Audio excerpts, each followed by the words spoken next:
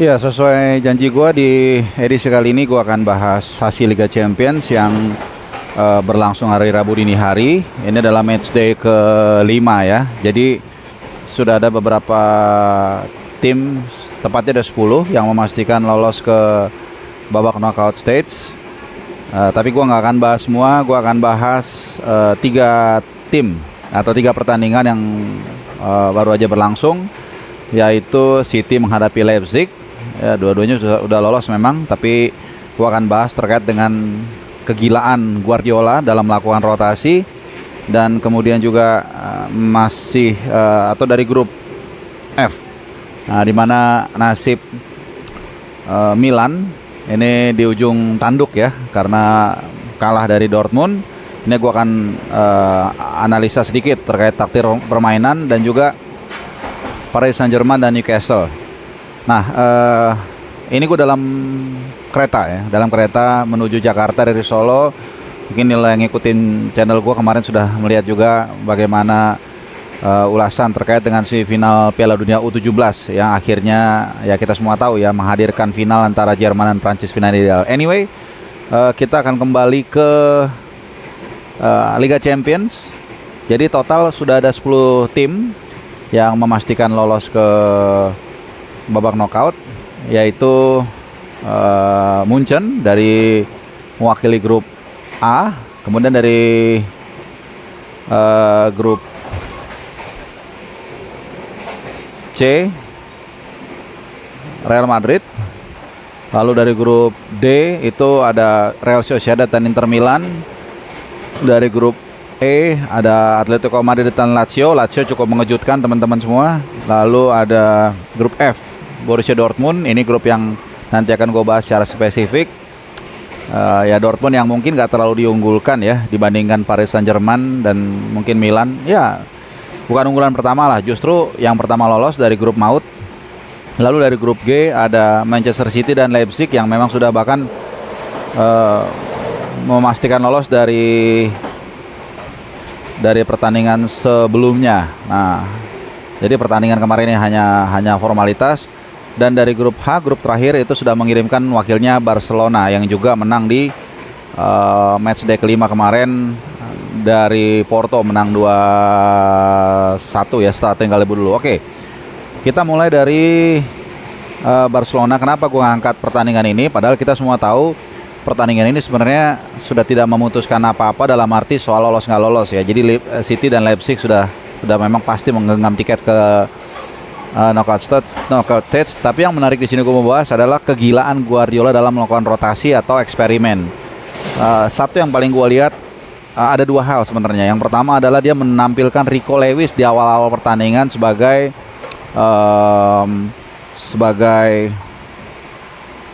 gelandang serang atau AMC. Jadi pemain ini hampir sudah memainkan setiap posisi kecuali striker. Jadi ini mirip mungkin seperti antara Zambrotta dan Luis Enrique. Dulu Zambrotta itu pernah main di sayap kanan, bek back kiri dan juga sayap kiri.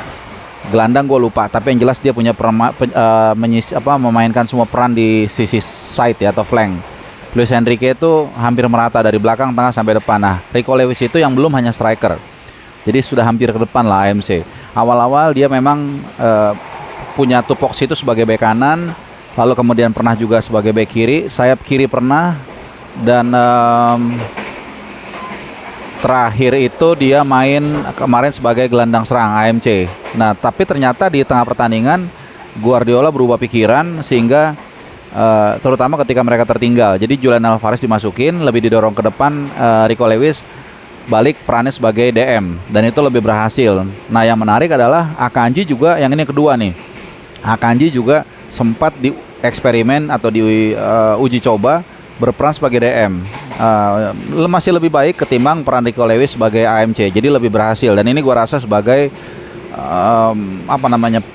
skoci atau rencana serep ya dari City yang memang kelihatannya agak kekurangan DM atau defensive midfielder yang berkualitas. Ya kita tahu mereka sangat tergantung dengan Rodri, dan Rodri kita tahu juga nggak mungkin week in week out bermain di 4 sampai 5 kompetisi, bahkan Liga Primer, FA Cup, Piala Liga udah gugur kalau nggak salah ya. Ya, terus juga Liga Champions dan bahkan Piala Dunia antar klub nanti. Jadi sementara pelapisnya Calvin Phillips tidak mumpuni, sehingga dia mungkin mencoba untuk mengetes seorang Akanji apakah bisa ditampilkan atau diperankan sebagai DM. Hasilnya kemarin so-so, lumayan, tapi nggak terlalu menurut nggak sebagus John Stones ya. Nah, ini juga mungkin salah satu alasan dia coba, karena memang City bertumpuk para pemain CB. Ada John Stones di sana, ada Ruben Dias, ada Nathan Ake, kemudian juga ada Guardiol, ya banyak lah CB yang John Stones juga tadi, sehingga dia coba salah satu untuk bermain sebagai DM. Dan ya nampaknya kemarin masih belum firm apakah dia berhasil memainkan peranan itu atau enggak, karena ada beberapa pelanggaran, yang salah satu pelanggaran menurut gue yang harusnya kena kartu kuning tapi nggak kena kartu kuning, cukup keras. Tapi it's okay, mungkin ini juga kesempatan karena udah lolos dari grup untuk memainkan strategi maupun juga peran-peran baru dari setiap pemain. Itu yang pertama dari City yang gue mau angkat. Jadi gila banget emang, eksperimen di Guardiola nggak pernah berhenti. Kalau kita ingat dulu, Stones dari CB jadi DM, Guardiol dari CB jadi left back juga, Nathan Ake juga sama, left back jadi CB. Banyak sekali percobaan-percobaan yang dilakukan oleh Guardiola, yang mungkin setiap ya sebulan 2 minggu sekali lah selalu ada yang baru. Itu yang menarik gua angkat dari City ya, lawan Leipzig. Kalau dari pertandingannya sih gua rasa nggak bisa jadi ukuran ya, karena dua-duanya udah lolos. Nah, yang kedua adalah Milan. Ini Milan kita tahu semua sudah di ujung tanduk ya. Kalau tidak mau dibilang tidak lolos, mungkin kalau dibikin presentasi itu lolosnya kurang dari 5%. Karena di pertandingan terakhir syaratnya sangat sulit. Ya, mereka Milan harus menang dari lawannya siapa dia? Kalau nggak salah ketemu sama ya Newcastle. Dan di saat yang sama PSG tidak boleh harus kalah. Jadi PSG harus kalah dari Dortmund, dan Milan harus menang dari Newcastle di St. James Park. Nah, pertandingan kemarin sebenarnya kalau kita bahas sedikit ya teman-teman, sebenarnya di awal-awal berlangsung seimbang. Orang mengatakan penalti Giro gagal menurunkan mental para pemain Milan. Menurut gua enggak. Mereka masih tetap bisa fight, banyak peluang, ya memang nggak klinikal ya. Even mereka kebobolan melalui penalti Marco Reus pun, menurut gue mental mereka nggak jatuh. Terbukti mereka bisa menyamakan kedudukan. Tapi justru titik baliknya adalah ketika Malik Thiaw itu kena cedera dan harus digantikan. Nah, ini akhirnya membuat pertahanan Milan jadi sangat tidak kompak, tidak sekompak ketika Malik Thiaw ada di sana. Dan kita tahu juga akhirnya mereka dihukum melalui 2 gol dari Bino Gittens dan juga dari Adeyemi ya. Jadi ini 2 pemain yang menarik ya kalau kita lihat teman-teman ya. Bino Gittens ini pemain muda Inggris, belum pernah dipanggil timnas, tapi ya lagi-lagi Dortmund selalu menunjukkan bagaimana ketajaman mereka dalam mengendus bakat pemain ini selalu luar biasa ya. Kita masih ingat Jadon Sancho dulu masih dari Inggris, masih setengah matang di bawah dan berhasil.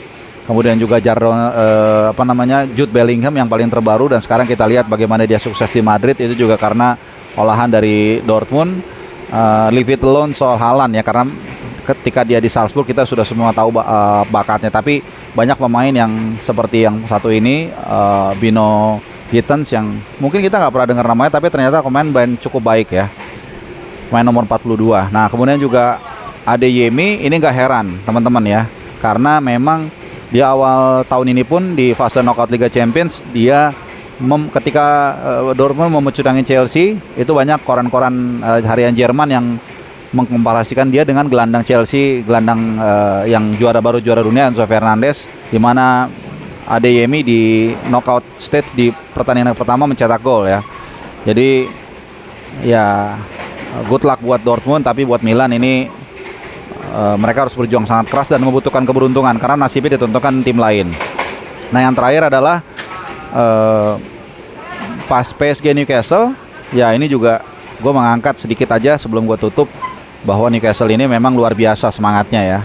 Mereka unggul 1-0 duluan, memang ada penalti yang cukup kontroversial di apa namanya di menit-menit terakhir di masa injury time. Ya jujur ini memang peraturan soal handsball ini selalu berubah-ubah dalam beberapa tahun terakhir ya. Kalau kita lihat memang prosesnya itu bola itu mengenai apa namanya ya mantul dulu begitu ya. Tapi memang dalam tayangan ulang bola memang mengenai tangan pemain Newcastle ya. Jadi memang susah untuk dihindari dan akhirnya wasit yang mimpin ini juga kebetulan wasit Simon Marciniak. Ini wasit yang memimpin final Liga Champions kemarin antara Man City dan Inter Milan ya. Wasit yang kepala pontos yang cukup tegas dan ya di VAR memang jelas ya kena dan dieksekusi dengan baik oleh Kylian Mbappe ya. No chance sama sekali.